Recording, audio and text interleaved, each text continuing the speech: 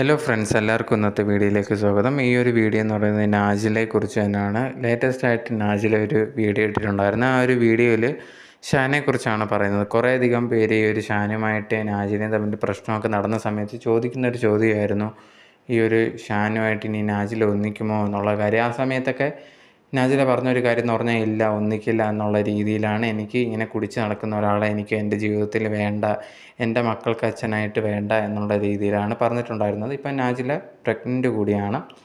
അങ്ങനെ ഇരിക്കുന്ന സമയത്ത് കുറേയധികം പേര് പറയുന്നുള്ളത് നിങ്ങൾ ഒന്നിക്കും എന്നുള്ള രീതിയിൽ. എന്തായാലും നാജില ഇപ്പോൾ ലേറ്റസ്റ്റ് ആയിട്ട് ഒരു വീഡിയോ ഇട്ടേക്കുന്നത് എന്തെന്ന് പറഞ്ഞാൽ ഞാൻ ഷാനുമായിട്ട് ഒന്നിച്ചു എന്നുള്ള രീതിയിലാണ് പറഞ്ഞിട്ടുണ്ടായിരുന്നത്.